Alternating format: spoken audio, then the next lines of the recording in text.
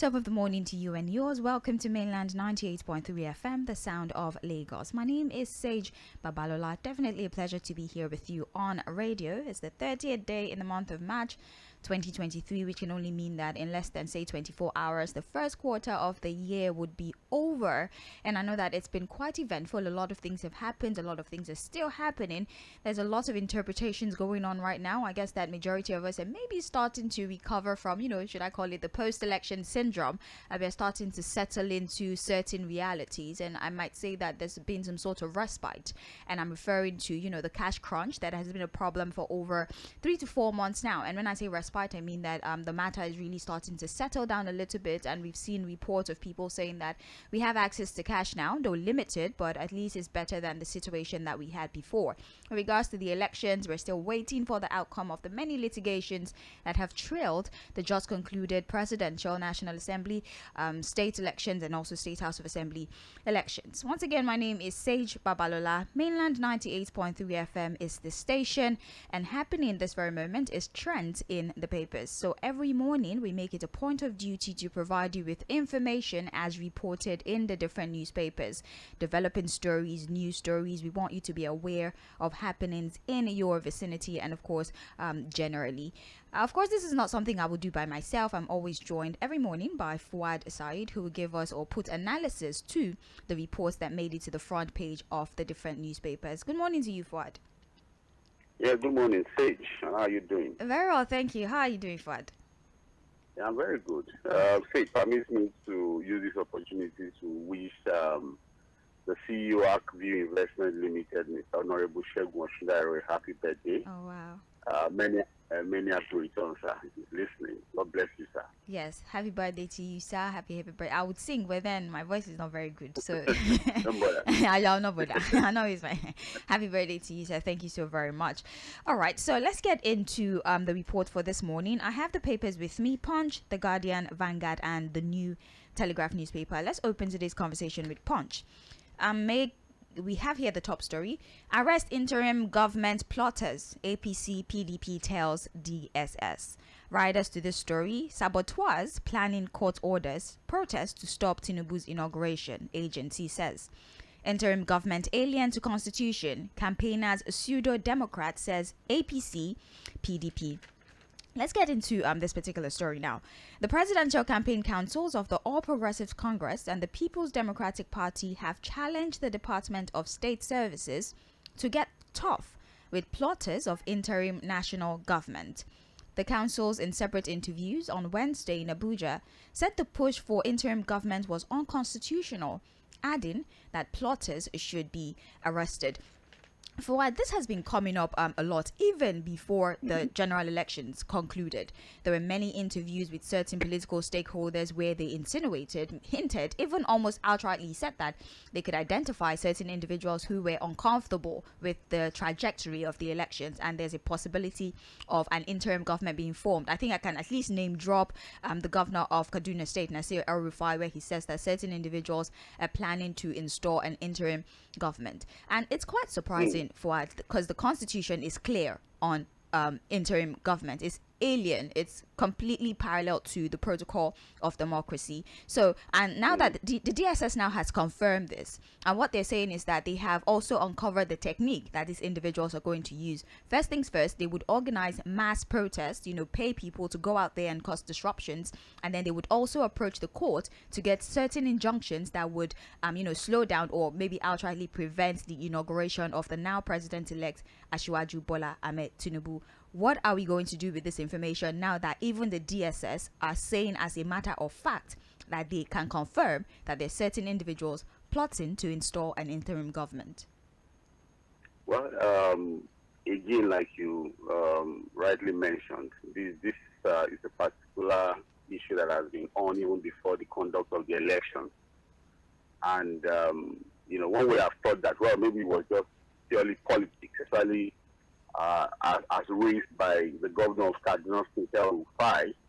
He was very clear about it that there were people who were deliberately planning public disobedience and disruption to create a form of anarchy, to create a pathway for the introduction of an interim national government. so that again we truncate this our democratic process and all of that. But again, the DSS, which is supposed to be the intelligence arm of our security arrangements in the country, has now come forward to say yes, there are individuals who are planning this, who are also thinking about it, and who are working to achieve it. And basically, they've mentioned two strategies, which is first to create a form of anarchy in the land in the form of protest, and then the other one is to approach the court. Approach the court for injunctions. Yes. Exactly. So now that the DSS has come forward to say this, I think we just need to state clearly that number one, the idea of an interim national government is alien to the Constitution, as it has been emphasized and stated already. It is not captured in the Constitution, it's unconstitutional and completely illegal. And so I think what we need to do is to advise these individuals. The DSS refused to name them because if you read the report further, it said that they were not going to be naming them, maybe for operational reasons and all of that. But the reality is that if these guys exist as stated by the DSS, you need to tell them that it's alien to the Constitution and complete illegality, and so it cannot stand. The second one is to also talk to Nigerians that, look, this democratic experiment that we have, or experience that we have, and I think listening to the Swedish ambassador too, I think America was also, we are not saying if we allow the process to endure, role to play now that the DSS has a date to when the election was leaking, said this participant, the debate for a better Nigeria. I think I said it last week, I think even this week, that look, when June 12 election was annulled, if Entry Abiola had every reason to begin to make statements that would set this country on fire and destroy it completely. No, he said no. But look, I'll continue to agitate and think that my mandate is returned to me. But Nigeria must remain one. It must remain peaceful. And that was what he did. Even when he was arrested, I remember the day he was being taken to prison. He was being taken, arrested and taken to prison. He was still preaching peace until he died. So if he had destroyed the country, then with this set of politicians now, I've met a country for them to aspire to become president or whatever they want to be now. So what we are saying is that no matter what happens, Nigeria must remain one. Our unity, our diversity is our strength. And we must continue to support democracy, let it evolve, and build on it. And that's it basically. So we also advise the DSS to do their job, show these persons, ensure that if they can arrest them and prosecute them, there is enough evidence against them, they should just do that. Because we have a country to protect, and Nigeria must be protected at all costs. Well, there's also this aspect that I would like you to comment on, maybe just briefly. They're referencing some of the comments that have been made in the past since Asiwaju Bola Ahmed Tinubu was announced as the president-elect. They said that former Anambra State Governor Chukwuemeka Ezeife stated that Tinubu would not be sworn in as president. They're also referencing, the vice presidential candidate of the Labour Party, Dati Baba Ahmed, who says that the Chief Justice of Nigeria, Justice Olukaide Ariwola, must not swear in Tinubu on May 29.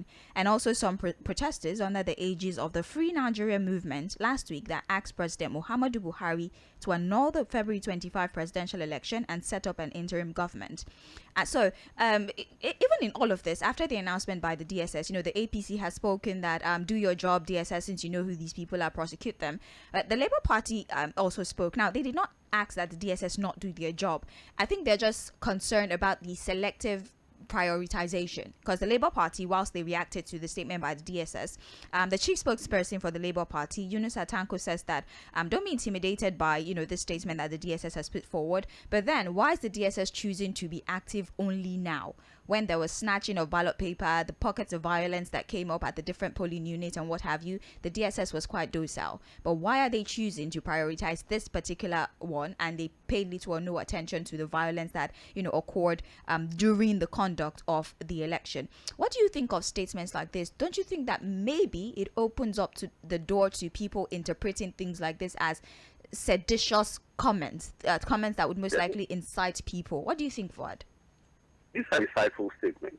And again, we need to tell anybody that thinks that there's any political correctness in what you guys are doing. All of those statements are completely responsible. I listened to Dati Baba Ahmed, somebody I have the utmost respect for. He's an academic, he's an academician, he's somebody who has done well in the business world, a politician and all of that. And one would think that he must also understand that there are processes to do things. Because when he made the statement that, oh, if somebody is sworn in, that's the end of democracy, I was like, really? I just mentioned to you, the experience of Fuhad Babalola and how he was able to keep himself together. How he was able to, in fact, at the time the general election was annulled, there were options for Fuhad Babalola to leave the country and organize a guerrilla warfare against Nigeria, which he resisted. No, I will not destroy my country. I remember there was a Yoruba proverb to you. He said, hoping that one day he could still get his mandate back. Then look, you can't destroy a country that you want to govern over, or the people that you want to rule. You can't put them in harm's way and kill them. These guys, I'm sorry, again, it's for the DSS to do their job, really. If they find any comment insightful or seditious, the DSS knows what to do to rein these people in. I've been seeing, these comments are there, they are out there. And somehow, they are starting to gaslight the judiciary. Deliberately, they are now attacking the CJN. We've been seeing fake reports, fake news about the personality of, even when the cases have not even gotten to the Supreme Court. So again, we have a duty to protect democracy, and we must do it. Yes, we have issues with the way the elections were conducted. We are not denying that fact. That there were issues with providing adequate security. There were issues with ballot snatching, voter intimidation, and all of that. But those are issues that we now need to address going forward. What are the things that we need to do to get the process better? We cannot burn down the country because elections were won and lost, and then we had issues with the elections. We are still going to have more elections. The future of the country is important, and we must protect it. Right. Page 2 of the Punch newspaper. You can check page 2 of the Punch newspaper. You will get details of this particular story. So let's move on now. Federal government plans sanctions as 633 die in oil operation. Let's check page 19 for the full story. The federal government on Wednesday raised the alarm over the rising cases of deadly incidents in filling stations, depots, and by tanker drivers, which had claimed about 633 lives in less than 4 years.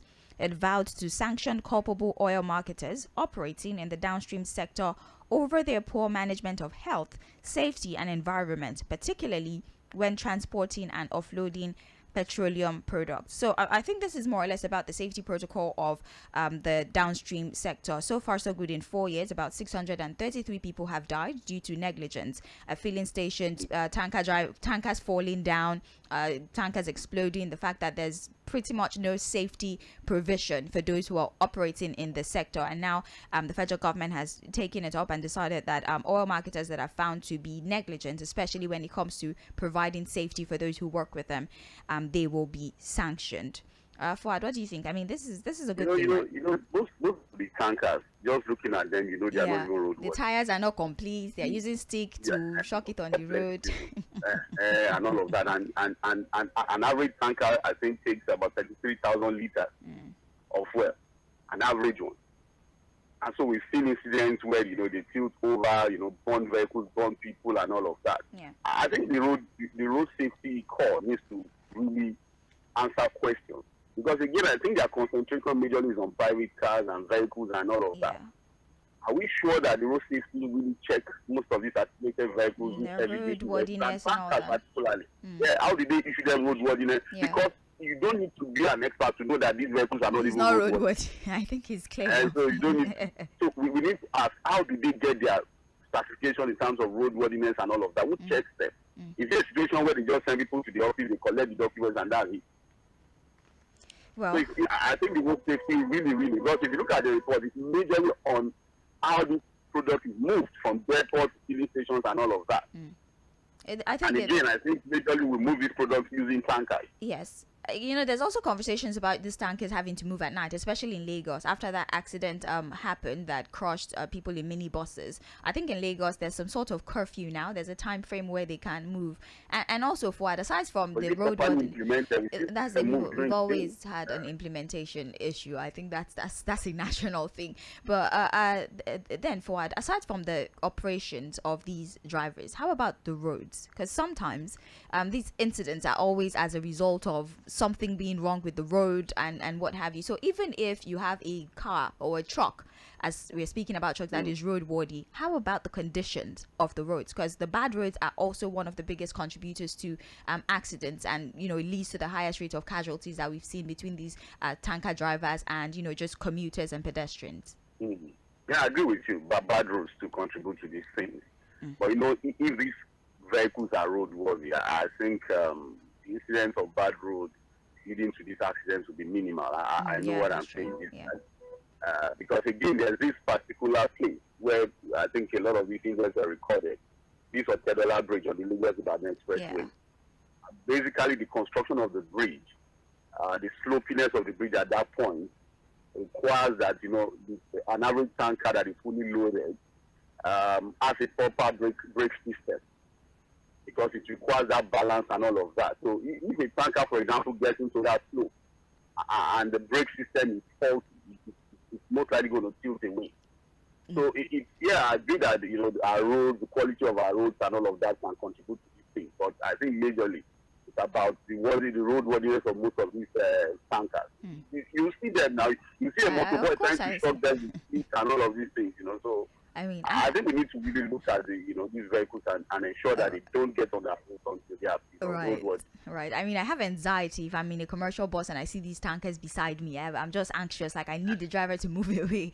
And I know that's the sentiment of a lot of Nigerians when they're caught between trucks on the roads. But it's good that the federal government is starting to pay attention to this. So page 19 is where you find the story. Let's move on now. Page 8, the headline: How I Will Tackle Police Corruption. PSC chairman speaks. Let's check the story. Now, the new chairman of the Police Service Commission, Dr. Solomon Arashe, on Wednesday in Abuja, said his administration will engender trust between the Nigeria Police Force and the general public. He also vowed to prioritize the welfare of police officers as a means of curbing corruption in the force. He says, and I quote, "When you tackle issues that are likely to increase their tendencies to be corrupt, you will be able to deal with it. For instance, how are you taking care of their welfare, I beg your pardon, and how are you ensuring that when they retire, they have a decent house to go to? How are you taking care of their children? Can we organize scholarship schemes for them? Can we ensure that when we deploy them, they have the necessary work equipment?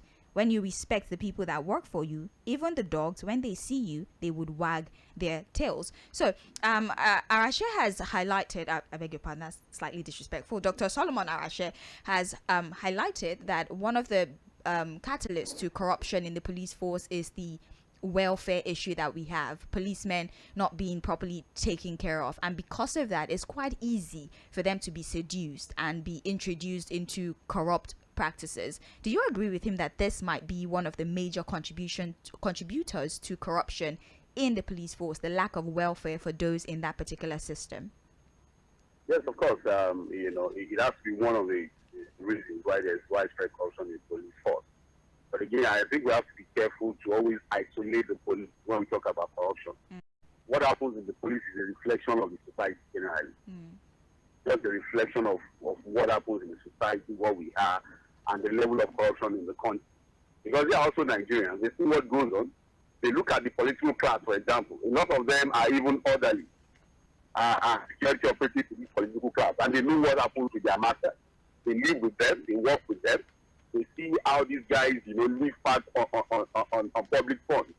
And so in their own little corner, they have the opportunity to do what they need to do. So it's a general problem. We should be careful to just think it's a police matter or the police is corrupt. Nigerians are corrupt generally. Corruption is a problem. It's a big problem. It's endemic in us, and we need to address it holistically. But I also agree that the welfare is important, again, for the police force, but not just for the police force. For every Nigerian that is working and making a decent living, it is important that we have to look at welfare. You mentioned something that is very important, safe. Yeah. I remember there was a time, I think I had a presentation with the EFCC office in Lagos. And I told them that, look, you guys are out there trying to arrest everybody for corruption and all of that. But the reality is that if the government fails to address the basic needs of Nigerians, there's no way you are going to be able to solve the problem of corruption. True. Mm. And the basic needs is that food, clothes, and shelter. If Nigerians can't wake up and know they have something to eat, and he can't even close himself properly, and there's even no hope that he can ever own a property, he will be tempted to steal now. I think it was yesterday or two that we were talking about housing problem for low-income earners in Nigeria. Yes. And I said the reason why an average low-income earner is not able to own property in Nigeria now is that things are too expensive and there's no mortgage system. I think Fuhad, I think there was one time that some sort of housing scheme was introduced by the government, but then civil servants were complaining that kind of scheme. So I was trying to find I'm telling you the reality. What's the definition of affordable? May not be affordable. Well, yeah, you do. I think what we have to say is that low-income housing for low-income earners. Because of the way we buy our properties, you have to pay cash down. There's no mortgage system. In the abroad, what they do basically is that you buy the property, there's a strong mortgage system. They help you to finance the house. And then while you are living, there's not like a rent to own. Your rent is like your repayment plan. Yeah. And the last time that we had the government say building houses for ordinary Nigerians and the poor was during the time of Abacha Conde. That was the last time ever that government built houses for the poor. What you have now as affordable houses are building houses for the rich. And I am telling you that the houses government are building, whether in Lagos or other states, even government work at the low income level cannot even afford it. Well, so again, it can't tackle all those things. So just imagine that you are a civil servant or a worker, and you look at yourself that, look, even if I work for the next 70 years, I won't be able to afford a mini flat, talk of a 2-bedroom. And there's an opportunity to, you'll be tempted to want to do it. Well, the PSC, Dr. Solomon Arache, has said that all of these issues will be addressed. Not only would he care for the police officers, he would care for their family as well, provide scholarship for their children, work on their pension payment, for example, so that at least they would not be in a condition where they are vulnerable when these propositions for corruption come their way. They are comfortable enough to say no to such proposals. So let's see how that plays out at the end of the day. You can actually get more details of the story on page 8 of the Punch newspaper. Let's look at the last headline here. The headline reads, Whitney Chrisland School workers trial begins today. The Lagos State government will today begin the trial of Chrisland School, Okwebi, and some employees over the death of one of the school pupils, 12-year-old Whitney Adeniro. The school workers to be arraigned before Justice Oyinda Mola Ogala of the Lagos State High Court in Ikeja include Ademoye Adewale, Kuku Fatai, Mrs. Belinda Amo, Nwotu Ugochi Victoria, and Chrisland School Limited. So I think this one is, the law has decided to weigh in on this particular issue. Over the course of 8 months, I believe that Chrisland School have been in the news at least 4 times, and unfortunately it's not for good reason. Well, this last one was the unfortunate passing of Whitney Adeniro, a 12-year-old student of the school, and details on her death were rather sketchy, and I think that is what really got the government interested in this one. The school was temporarily shut down, although 2 days ago we saw in the papers that students in terminal classes like GS3, SS3 who are going to take exams have been allowed to resume. But now the case is in court. The teachers involved and the school themselves, we cannot really speak about it because it is in court. I guess we'll have to wait for the court judgment of the so we can't analyze it, so let's just wait for an outcome, and then we can maybe have broader conversation about that particular subject matter. That's it for Punch newspaper. You're listening to Trends in the Papers on Mainland 98.3 FM. My name is Sage Babalola. I do have Fuhad Saheed with me virtually, and we're looking through the papers and analyzing the top stories.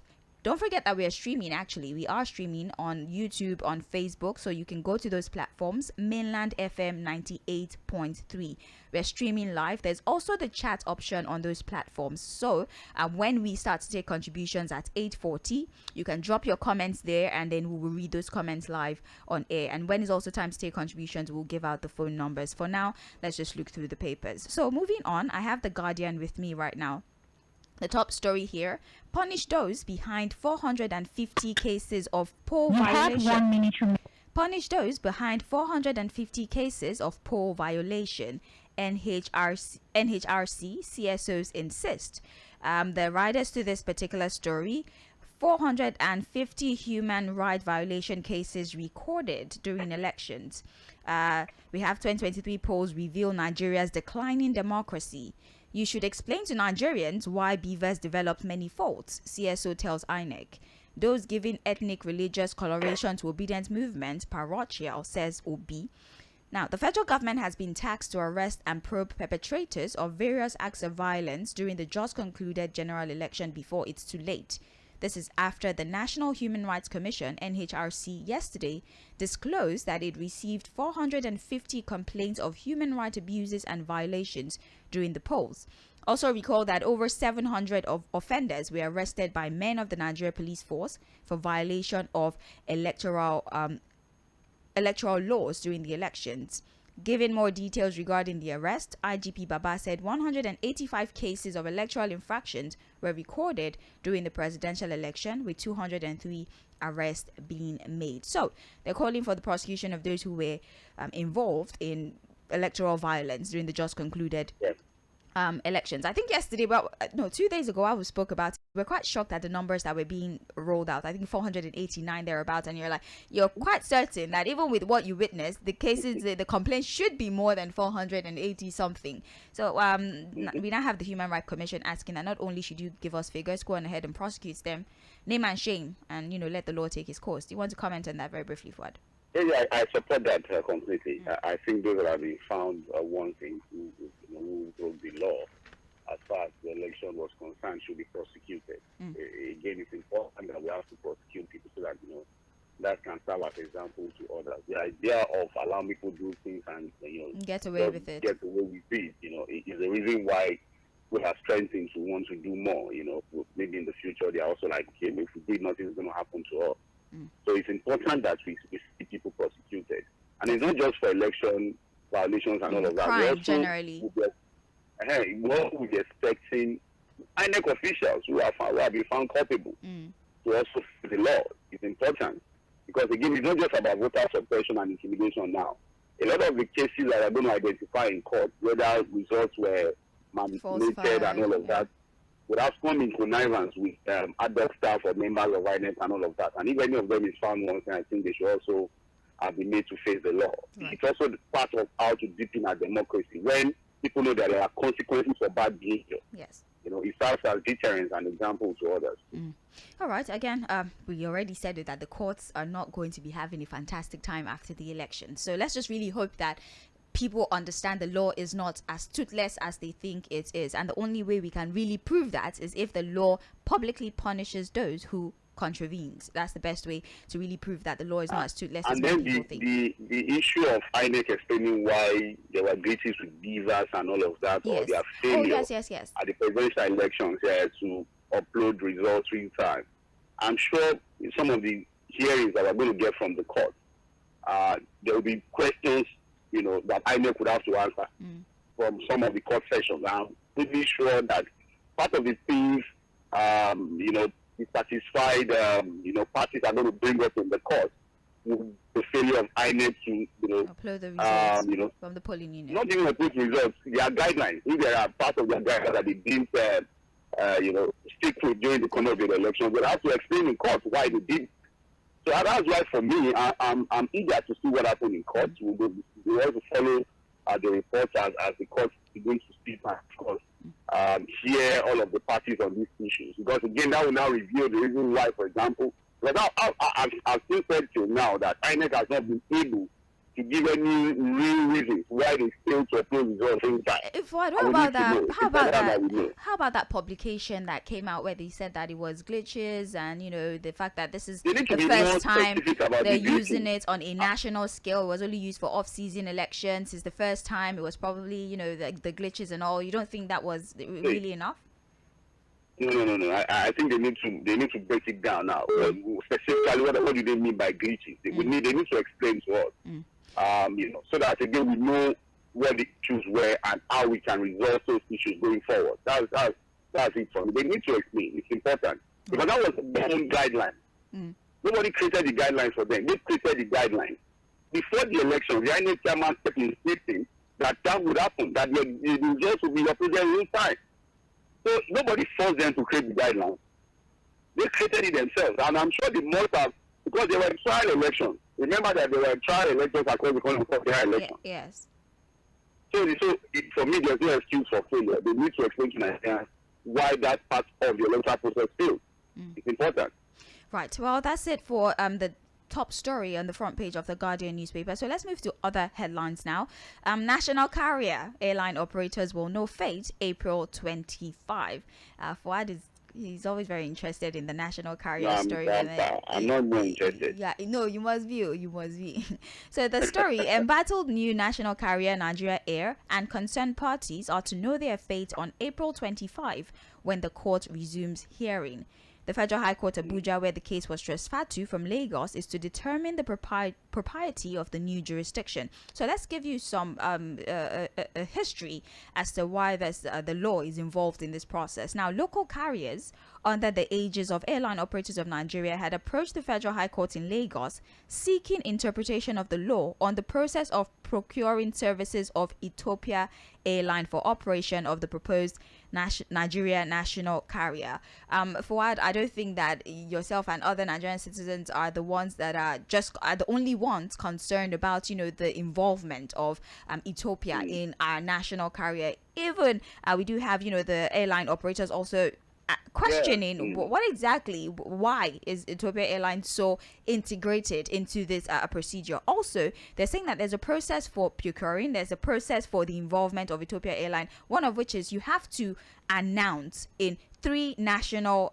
broadcast platforms. There's a procedure for this, and then they're asking why the Minister of Aviation, Hadi Sirika, is so hush on details of the national carrier. That's the problem of the airline operators of Nigeria. Fuad, so what do you think about this? They don't in April 25 we hear what the court says, but we're not talking about the court now. We're talking about the position of the airline operators. Yes. Again, the airline operators are stakeholders in the aviation sector, and it's important that they also get concerned with that process.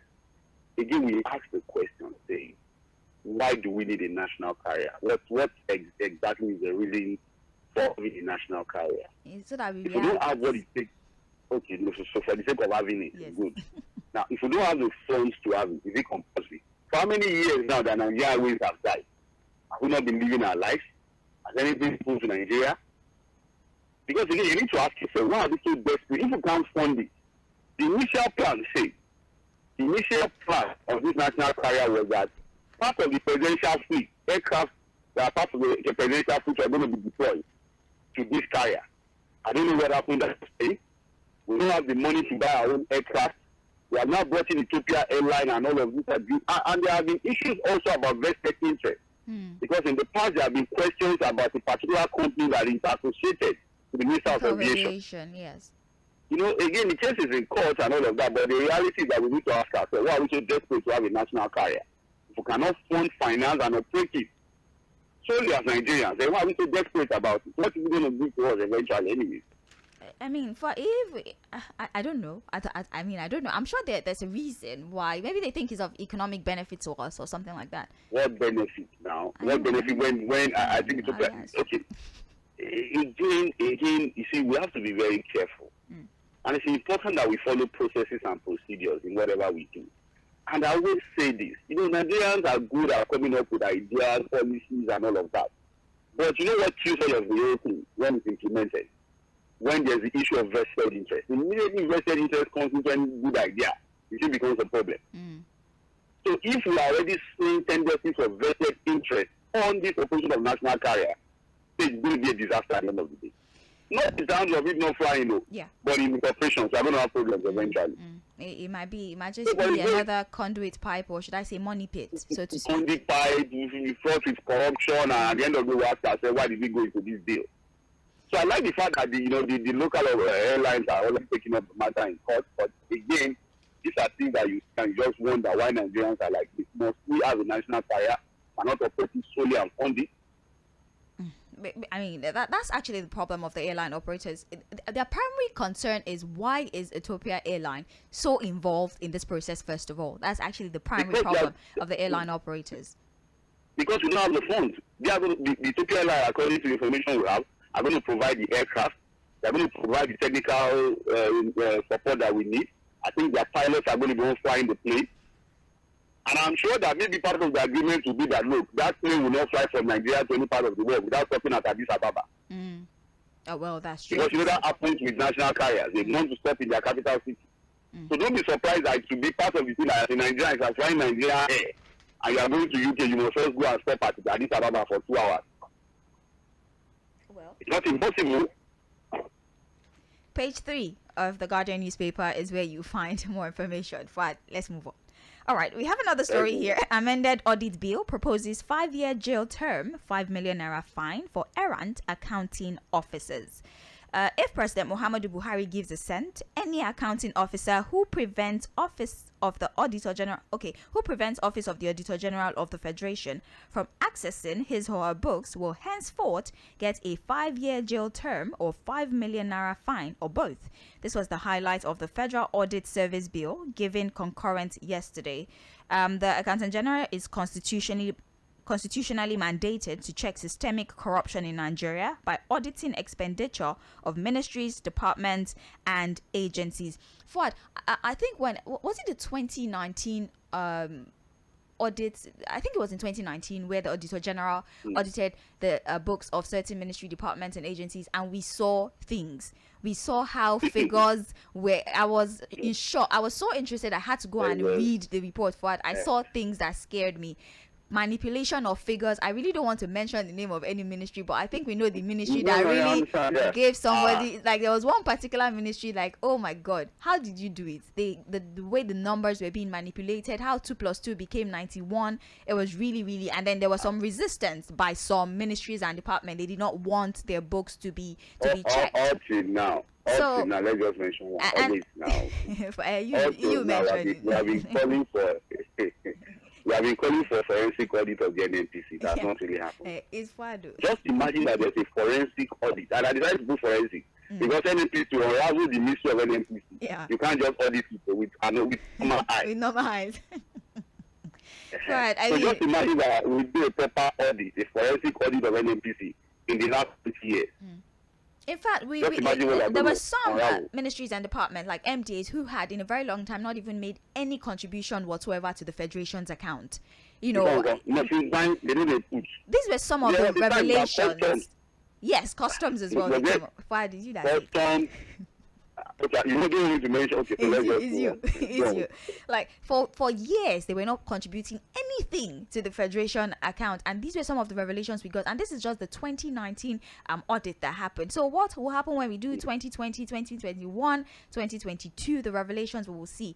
But now that they are taking an action, in fact, they are saying that this is punishable now. You will go to jail for 5 years, or you'll be made to pay 5 million naira if you pose any form of resistance to the Auditor General from checking the books. Do you think this would work? I have a problem with that punishment. 5 years and 5 million naira. Or 5 million, or both.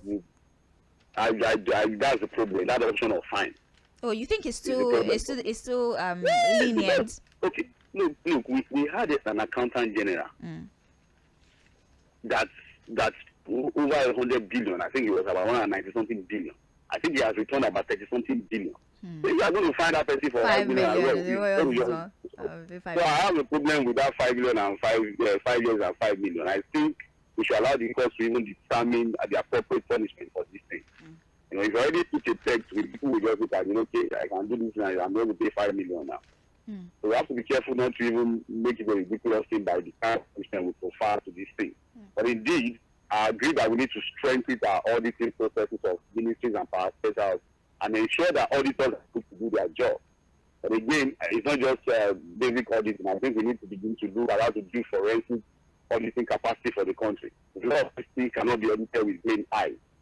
You have to use special, because people will tell you that they are the ones that know how to even know these things. Well, so you think that maybe more stringent punishment would be better? I think 5 so. million I naira think fine the is punishment not. is more stringent. Yeah, I think it should be more. Okay. Let's hope that maybe this one would have some sort of impact in people opening up their books and allowing us It to will not audit have. and see.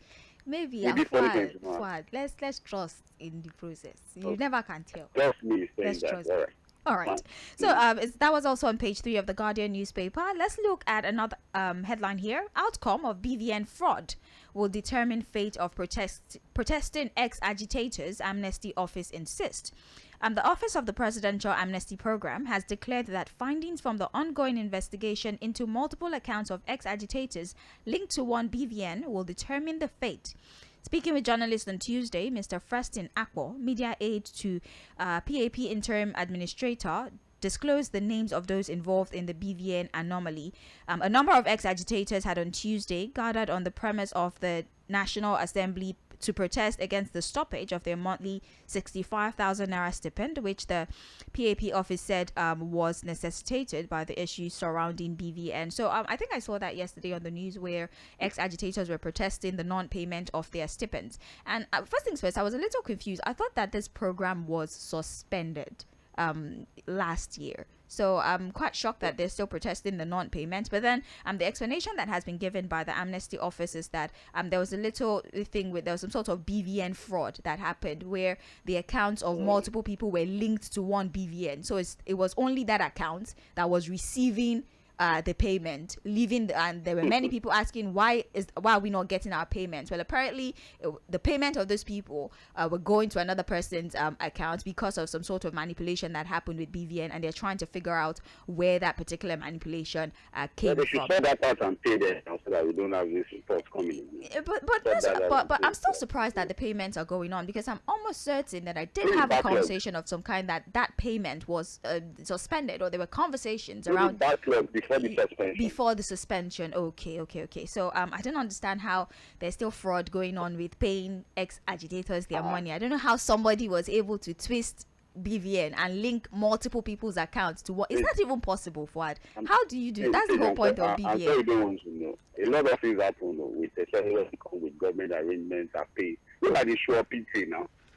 But Fuad, Empower, all those things. You know what happened with them? Yeah, Fuad, the whole point of BVN is so that mistakes like this don't happen. The BVN is exclusive to you. Nobody can use your BVN for anything. So how do you manipulate the BVN can detect things, but it cannot stop it because there's still the human element to this thing. Just like Beavers. We always say now Beavers was supposed to stop over voting, but it can't stop it, but it can detect it because the human element should always, make sure that this thing don't work perfectly. But this is what it is. Let them just stop. If there are backwards before the suspension, I think those guys should be paid because an agreement to pay them, so they should be paid. Or maybe they didn't go through with the suspension because there was a lot of kickback when the proposed suspension came up, and they were like, "So what are we supposed to do if you stop paying us?" I mean, the whole point of us not.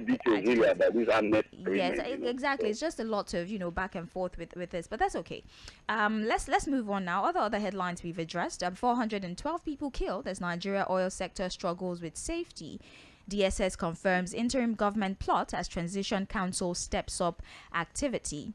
Tinubu marks 71st birthday at Hajj, pledges to fulfill campaign promises. Those are the only other stories, that made it to the front page of the Guardian newspaper. Let's look at Vanguard, most of which we've also addressed. APC governors express confidence in Tinubu's ability to turn Nigeria around. Buhari swears in ex-IGP Arashia as chairman, Police Service Commission. We've spoken about that, and also his technique as to how to, repair the police force. The United States hiked student tourist visa by 15%. I think we spoke about this also. No, we did not. It was in the news, actually.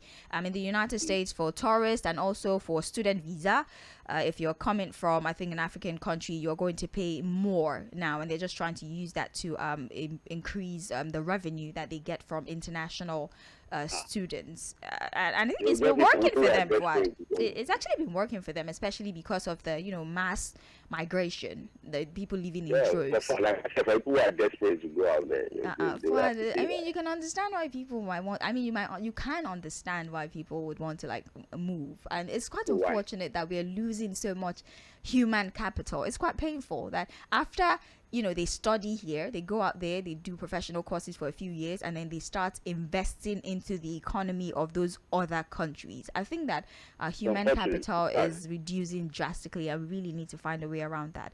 Anyways, polls. DSS confirms plot to install interim government. We've had that conversation as well. PAP probes 513 ex-agitators linked to 1,370 accounts. This is even more specific. Apparently, is 1,370 accounts is linked to 513 people. How? I don't know. I really hope that this is this is a developing story and we get more information. Be able to really sort this out easily. Yes. I think the should help to sort that out easily. Well, we're still experiencing some level of insecurity in the states because bandits execute 5 of 60 abducted villagers in Niger. Executions have begun, Fuhad. I think this is because payment of ransom. I remember there was a time that there was some sort of bill being pushed to criminalize ransom payment. And people, I don't know how do you do that if you pay ransom? It didn't fly for logical reasons. But then bandits have resorted to executing those who they abduct if you don't pay the ransom. I think that's a bit to motivate the government to do their bidding. Quite unfortunate. I hope that someday soon we're able to get over this insecurity that has riddled the country. Ascribing ethno-religious motives to obedience movement will fail, says OB. Again, a lot of people have, whilst analyzing the campaign strategy of the Labour Party presidential flag bearer Peter Obi, they've always said that he did use ethnic and religious techniques to get people to stand behind him. And again, he has debunked that notion. What do you want to say something? Please go ahead. I think people are just being. I'll put it now. I think people are just being unfair to Peter Obi on that. The reality is, as a politician, you do your SWOT analysis. You look at your strengths, your weakness, opportunities, and threats. Yes, it taps into a sentiment, but the reality is that look at Nigerians, there are different reasons that determine our voting pattern. Your own might be religious concern. Who is that politician that protects my religious interest? Your own might be your ethnicity. As an ethnic group, who is that politician out there that protects my interest? So we all vote for different reasons. It might be economic benefit.